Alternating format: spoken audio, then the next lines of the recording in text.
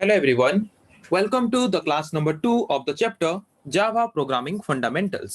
Last class में हमने पढ़ा था कि कुछ बेसिक फंडामेंटल के बारे में हमने पढ़ा था, जैसे कि कैरेक्टर सेट, और जावा टोकन्स के बारे में हमने फर्स्ट क्लास में पढ़ा था कि कैरेक्टर सेट क्या है और जावा टोकन्स क्या है। जब भी हम कोई जावा प्रोग्राम लिखते हैं तो हाई लेवल प्रोग्रामिंग लैंग्वेज में लिखते हैं। हाई लेवल प्रोग्रामिंग लैंग्वेज मतलब जिस तरह का लैंग्वेज हम इजीली समझ पाते हैं उस तरह के लैंग्वेज यूज करके लिखते हैं। पर हम जो लैंग्वेज समझते हैं कंप्यूटर वो लैंग्वेज नहीं समझ पाता, तो हमारे लैंग्वेज को कंप्यूटर अंडरस्टैंडिंग लैंग्वेज के फॉर्म में कन्वर्ट करने के लिए हम यूज करते हैं कैरेक्टर सेट को। ओके। और उसके बाद हमने पढ़ा था और एक टर्म जिसका नाम है जावा टोकन्स। तो जावा टोकन्स क्या है? Every small element of A Java program is called Java tokens. एक जावा प्रोग्राम में हर एक स्मॉलेस्ट एलिमेंट को हम बोलते हैं जावा टोकन्स, जिसके बारे में हमने लास्ट क्लास में पढ़ा था। और हमने ये भी देखा था कि different types of Java tokens है जिसको सपोर्ट करता है जावा, तो जिसके बारे में हम एक एक करके पढ़ेंगे। तो आज हम पढ़ेंगे different types of Java tokens के बारे में।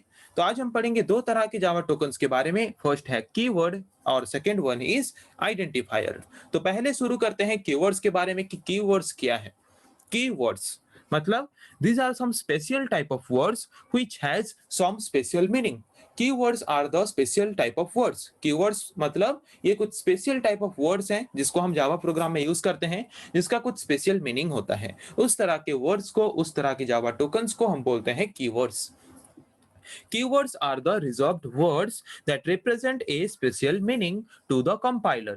तो keywords एक कुछ रिजर्व वर्ड्स हैं जो कि कुछ स्पेशल मीनिंग रिप्रेजेंट करते हैं किसको? कंपाइलर को। जैसे कि हमने पढ़ा था कंपाइलर इंटरप्रेटर। तो कोई भी प्रोग्राम लिखने के बाद पहले हम इसको क्या करते हैं? कंपाइल करते हैं, एरर चेक करते हैं कुछ एरर है कि नहीं। तो वहां पे कंपाइलर जब उसको कंपाइल करता है तो वहां पे कुछ ऐसे वर्ड्स होते हैं जिनका अपना खुद का कुछ स्पेशल मीनिंग होता है। तो वो जो वर्ड्स हैं जिनका खुद का कुछ स्पेशल मीनिंग होता है उन्हीं वर्ड्स को हम बोलते हैं क्या? Keywords. Okay. There are 50 reserved keywords in Java programming language. Java programming language में ऐसे 50 रिजर्व्ड कीवर्ड्स हैं जिनका खुद का कुछ स्पेशल मीनिंग है। जैसे कि ऐसे कुछ रिजर्व कीवर्ड्स का एग्जांपल क्या है? जैसे कि इंट। अगर हम इंट यूज करेंगे मतलब क्या? इसका मतलब है integer. Float, for, while, do, ऐसे बहुत सारे रिजर्व्ड वर्ड्स हैं।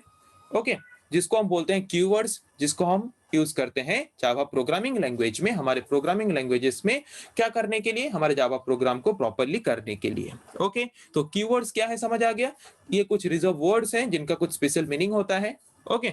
और जावा प्रोग्रामिंग लैंग्वेजेस में ऐसे 50 रिजर्व कीवर्ड्स हैं जिसको हम यूज करते हैं हमारी प्रोग्रामिंग करते वक्त। जैसे कि कुछ एग्जांपल्स क्या है ऐसे रिजर्व वर्ड्स का? Int, float, double, for, while, do, ऐसे बहुत सारे रिजर्व्ड वर्ड्स हैं। ओके। तो जिसको हम बोलते हैं कीवर्ड्स। फिर आते हैं दूसरा टर्म के बारे में जिसका नाम है आइडेंटिफायर। तो ये आइडेंटिफायर किस तरह का जावा टोकन है? ये एक कैसा एलिमेंट है हमारे जावा प्रोग्राम का? आइडेंटिफायर्स हम कैसे यूज करते हैं? जैसे कि सपोज मैं लेता हूं जावा प्रोग्राम में, मुझे एक इंटीजर वेरिएबल लेना है, तो वहां पे मैं उसको डिफाइन कैसे करूंगा? Int x. ओके। तो यहाँ पे मैंने जो लिया एक्स, ये है आइडेंटिफायर। जैसे कि सपोज आपका नाम है, नेम है, और आपका यहाँ पे नाम है। ओके। तो आपके नाम से ही कोई आपको आइडेंटिफाई करेगा। वैसे ही अगर हम कुछ वेरिएबल्स हमारे प्रोग्राम में लेते हैं तो उन वेरिएबल्स को आइडेंटिफाई करने के लिए हम उसको कोई नेम देते हैं, तो उन्हीं को हम क्या बोलते हैं? आइडेंटिफायर। मतलब कोई क्लास का नाम, कोई पैकेज का नाम, कोई फंक्शन का नाम, कोई वेरिएबल का नाम हम जो देते हैं हमारे प्रोग्राम में, उसी को ही हम बोलते हैं identifiers. Okay. Identifiers are the names of classes, packages, variables, methods, etc. Okay. Identifiers क्या है? आइडेंटिफायर्स नेम्स हैं, मतलब कोई क्लास का नाम हो गया, पैकेज का नाम हो गया, वेरिएबल का नाम हो गया, कोई मेथड का नाम हो गया। हम जो नाम देते हैं उसको बोलते हैं क्या? आइडेंटिफायर। हम आइडेंटिफायर क्यों यूज करते हैं? To identify a variable easily, to identify a method easily, to identify a class easily. हम कोई क्लास का नाम, मेथड का नाम, वेरिएबल का नाम क्यों देते हैं? ताकि हम इजीली उसको आइडेंटिफाई कर सकें, इसीलिए उसको नाम देते हैं, और उसी को ही हम बोलते हैं क्या? आइडेंटिफायर। तो जावा प्रोग्राम में अगर हम कुछ आइडेंटिफायर को डिफाइन करते हैं, कुछ आइडेंटिफायर को ऐड करते हैं हमारे जावा प्रोग्राम के अंदर, तो उसके लिए कुछ रूल्स हैं आइडेंटिफायर ऐड करने के लिए, फिर डिफाइन करने के लिए जावा प्रोग्राम में। First rule is identifier can contain alphabets, digits, underscore और डॉलर साइन कैरेक्टर। ओके, जब हम एक आइडेंटिफायर बनाते हैं तो आइडेंटिफायर का जो नाम है वो अल्फाबेट या फिर डिजिट, अंडरस्कोर या फिर डॉलर साइन वाला कैरेक्टर यूज करके हम आइडेंटिफायर का नाम दे सकते हैं। पर कोई भी आइडेंटिफायर का नाम हम जब देते हैं तो वो बिगिन नहीं होना चाहिए किससे? डिजिट से। डिजिट से कोई भी आइडेंटिफायर शुरू नहीं होना चाहिए। मतलब जैसे कि सपोज यहाँ पे मैं लिखता हूं एक आइडेंटिफायर का नाम, सपोज सुनील, ये चलेगा। या फिर मैं डॉलर सिंबल से शुरू करूं तो भी चलेगा, अंडरस्कोर से शुरू करूं तो भी चलेगा, पर कोई भी आइडेंटिफायर डिजिट या फिर नंबर से शुरू नहीं होना चाहिए। ओके, तो आइडेंटिफायर जब हम डिफाइन करते हैं हमारे जावा प्रोग्राम में, that must not begin with a digit. Okay, ये है rule. Another rule is they can be of any length and contains upper case as well as lower case letter. हम जो identifier का name देते हैं वो उसका लेंथ कितना भी हो सकता है, ऐसा कोई फिक्स्ड नहीं है कि इतने से ज्यादा लेंथ का नहीं होना चाहिए।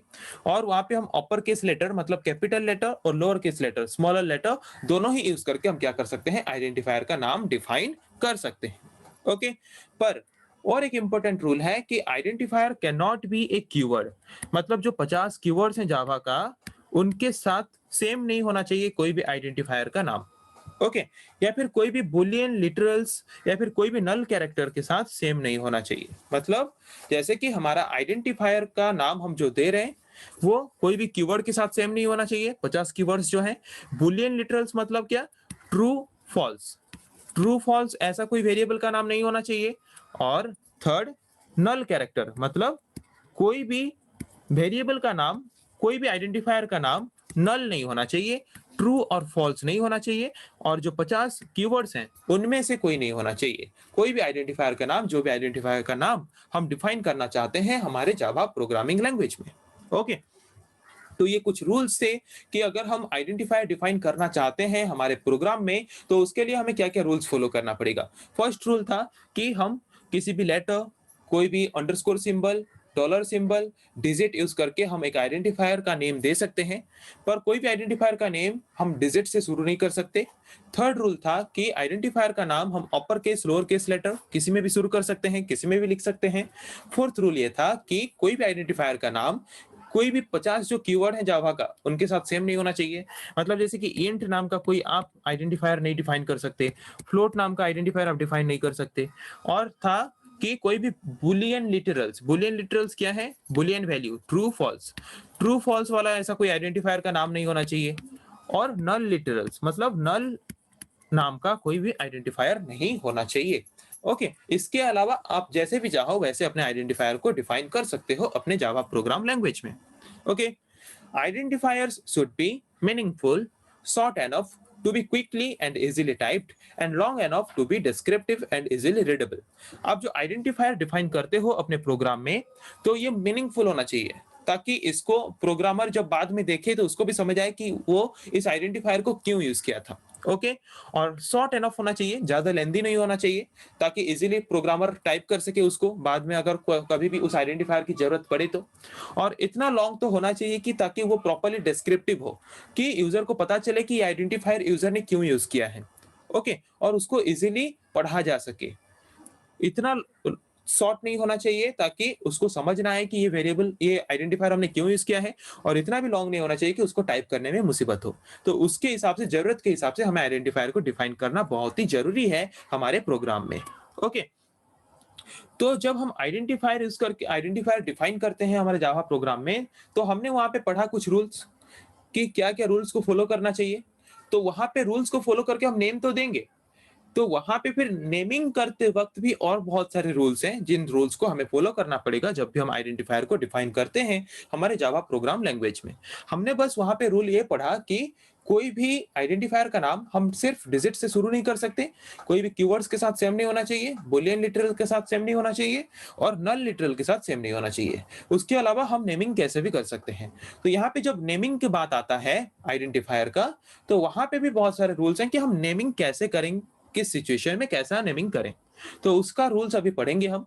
First rule is name of instance variables and public methods should start with lower case letter.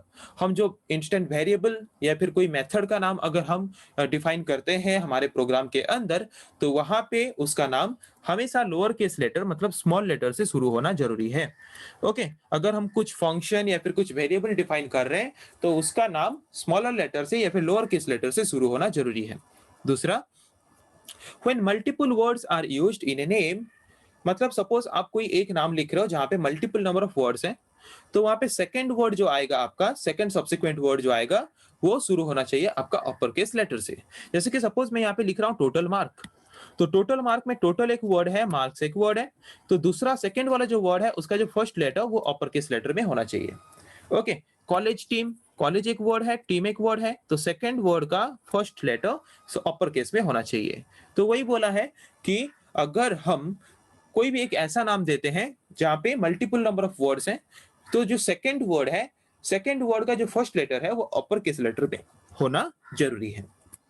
Third rule is private and local variables use only lowercase letter together with underscore। अगर हम कुछ private variable या फिर local variable कुछ define करते हैं कुछ variables को, ओके, तो दो वेरिएबल को अगर हम डिफाइन करना चाहते हैं स्मॉलर लेटर में, अगर हम लग के लिखना चाहते हैं तो ऐसे लिख सकते हैं क्लास एग्जाम। अगर हम दोनों को छोड़ छोड़ के लिखना चाहते हैं तो उसको हम लिख सकते हैं स्मॉलर लेटर में क्लास अंडरस्कोर एग्जाम।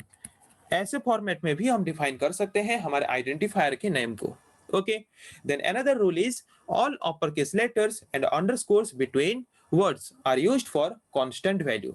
सपोज हम कुछ कांस्टेंट वैल्यू डिफाइन करना चाहते हैं हमारे प्रोग्राम में, तो वहां पे उस कांस्टेंट वैल्यू को डिफाइन करने के लिए हम यूज करते हैं मेनली जिस तरह का आइडेंटिफायर का नेमिंग, वहां पे हम क्या करते हैं उसको अपर केस लेटर में डिफाइन करते हैं। ओके, जैसे कि सपोज स्टूडेंट का मार्क्स, इनिशियली जो मार्क है हम चाहते हैं ये मार्क कांस्टेंट रहे, मतलब कोई भी कांस्टेंट वेरिएबल अगर आप डिफाइन करते हो, कोई भी कांस्टेंट वैल्यू स्टोर करके रखने के लिए अगर आप कुछ वेरिएबल डिफाइन करते हो, तो वहां पे हम इसको अपर केस लेटर में रिप्रेजेंट करते हैं उस वेरिएबल के नाम को, और वहां पे हम अंडरस्कोर भी यूज कर सकते हैं अगर जरूरत पड़े तो। Okay, then another rule is all classes and interfaces start with a leading upper case letter. अगर हम कोई क्लास या फिर इंटरफेस, जैसे कि जावा प्रोग्राम है हमारा, तो विदाउट क्लास हम जावा प्रोग्राम शुरू ही नहीं कर सकते। तो हम कोई क्लास का नेम ले रहे हैं, सपोज हम लिख रहे हैं यहाँ पे क्लास स्टूडेंट, तो क्लास स्टूडेंट, तो यहाँ पे जो क्लास का नाम हमने स्टूडेंट लिया, first letter must be in upper case letter, first letter हमारा अपर केस लेटर में होना जरूरी है। तो वही बोला है कि कोई भी क्लास या फिर कोई भी इंटरफेस अगर हम हमारे जावा प्रोग्राम में लिख रहे हैं तो वहां पे वो अपर केस लेटर से लीड करना चाहिए या फिर अपर केस लेटर से शुरू होना चाहिए। ओके, जैसे कि आप देख सकते हो यहाँ पे अपर केस लेटर से शुरू हो रहा है, दो वर्ड है तो सेकंड जो वर्ड है सेकंड वर्ड का भी फर्स्ट लेटर कैपिटल या फिर अपर केस लेटर में होना जरूरी है। ओके, तो ये कुछ रूल्स हैं। अगर हम नेमिंग कर रहे हैं हमारे आइडेंटिफायर का, तो ऐसे कुछ रूल्स फॉलो करके अगर हम करेंगे नेमिंग, तो हमारा जावा प्रोग्राम और ज्यादा प्रॉपर और ज्यादा बेटर होगा। तो आज हमने पढ़ा दो तरह के जावा टोकन्स के बारे में। First type of token is keyword, कि कीवर्ड क्या है, these are some reserved words which has some special meaning to the compiler। मतलब ये कुछ रिजर्व्ड वर्ड्स हैं जिसका खुद का कुछ स्पेशल मीनिंग होता है। ओके, जैसे कि इंट एक ऐसा रिजर्व्ड वर्ड है जहां से हमें क्या पता चलता है कि ये एक इंटीजर डाटा टाइप है। ओके, जिसको हम यूज करके क्या करते हैं, जिसको यूज करके हम इंटीजर वेरिएबल डिफाइन करते हैं या फिर इंटीजर वेरिएबल असाइन करते हैं हमारे जावा प्रोग्राम में। ऐसे 50 रिजर्व्ड कीवर्ड्स हैं जिसको हम जावा प्रोग्राम में यूज करते हैं। फिर दूसरा हमने पढ़ा जावा टोकन्स के बारे में जिसका नाम है आइडेंटिफायर्स। आइडेंटिफायर्स क्या है, this are the name what we provide to our method, variable, classes, interfaces etcetera. तो कोई भी क्लास, कोई भी पैकेज, कोई भी मेथड, कोई भी वेरिएबल को हम जो नेम देते हैं उसको हम बोलते हैं आइडेंटिफायर। ओके, तो आइडेंटिफायर हम क्यों यूज करते हैं, to define a variable, to define a method, कोई भी एक मेथड, कोई भी एक वेरिएबल का नाम देने के लिए हम यूज करते हैं आइडेंटिफायर को, जिसकी वजह से उसको हम इजीली आइडेंटिफाई कर सकें। ओके, जैसे कि आपका नाम क्यों दिया जाता है, ताकि कोई आपको इजीली आइडेंटिफाई कर सके। वैसे ही जावा प्रोग्राम करते वक्त अगर हम कुछ वेरिएबल, कुछ मेथड डिफाइन करते हैं तो उसको इजीली आइडेंटिफाई कैसे कर सकें, उसके लिए हम यूज करते हैं आइडेंटिफायर को।